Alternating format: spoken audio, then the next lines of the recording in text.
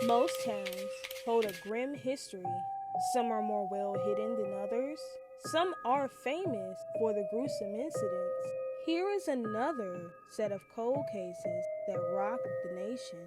Number 5. Keisha Murray was the life of the party, a mother of 5 and a beloved daughter and sister. Keisha had the best sense of humor, and her family said she always had a smile on her face. However, she did have a criminal history, but was working to get her life on track. She was also diagnosed with schizophrenia. On July 7, 2013, Keisha's body was discovered in West Lawn Memorial Cemetery in Jacksonville, Florida. Her body was in plain sight, leaned up against a tree and wearing a yellow dress with floral print. Authorities quickly determined that she had been bathed and likely killed somewhere else before being brought to the cemetery. Unfortunately, due to the lack of media coverage, we don't know much about the investigation. The case is still unsolved. Number 4. Clifford Backmaan was an avid reader, a Civil War buff, and a devoted Florida Gator fan. He loved dogs and classical music and had one son.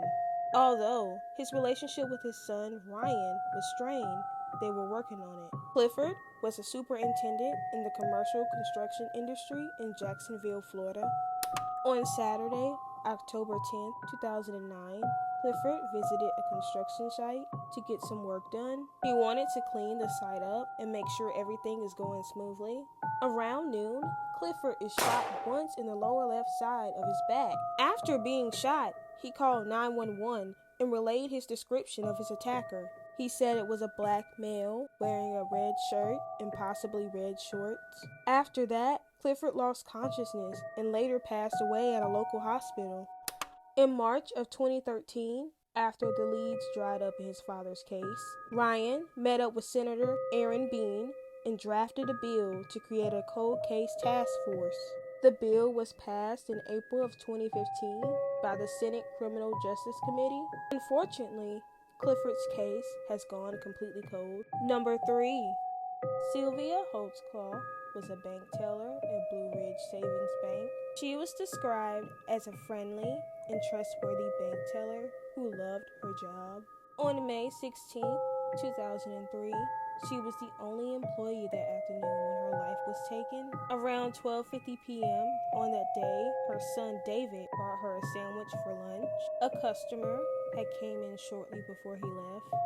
The bill trap alarm was triggered at 1:30 p.m. and the security company called the bank, which was quickly answered but disconnected. When the authorities arrived, the victims were discovered in a back room of the bank where the alarm had been triggered. The victims were shot with a .40 caliber Glock pistol, and the killers were gone within 15 minutes. Cash was missing from the cash drawer, and the bank's VHS tapes, which should have recorded the crime, was missing from the device. It's believed to be taken by the killer or killers.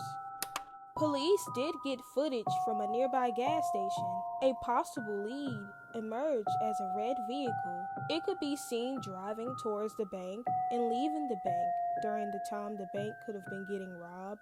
However, the footage was too blurry to make out a license plate. Unfortunately, even with this information, the case has still gone cold. Number 2.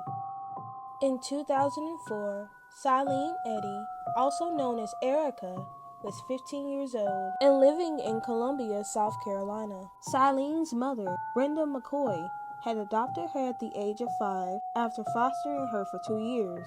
Brenda said that she was a caring child and that Silene would try to cook. However, in Silene's teenage years, she got mixed in with the wrong crowd and often would run away from home. This is when Brenda began to worry.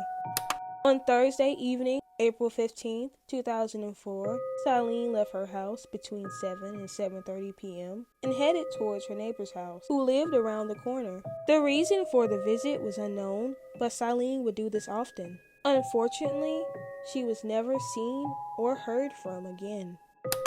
Around 5 a.m. on Saturday, April 17th, 2004, firemen responded to a call of a small brush fire in southern Richland County. It was a body of a teenage girl that was set on fire. The girl had been severely beaten, and the investigators believe that the victim was still alive when she was set on fire. Investigators also believe she knew the person who killed her and that she was set on fire to destroy any evidence.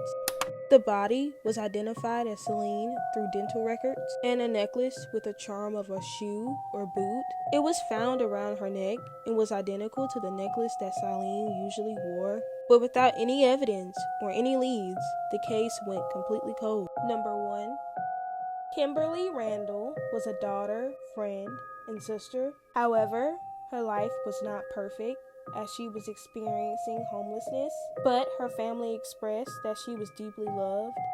On October 24th, 2021, Kimberly was spotted at a Shell gas station with an unidentified man. On October 27th, just 3 days later, the police were responding to a trespassing report at an abandoned Denny's. After the police were investigating a bit, they found the remains of Kimberly Randall. By October 29th, the police deemed the case a homicide due to some foul play. On November 15th, police put out a press release asking the public for help identifying the man she was last seen with. Unfortunately, this didn't work and the case went cold. See you next time.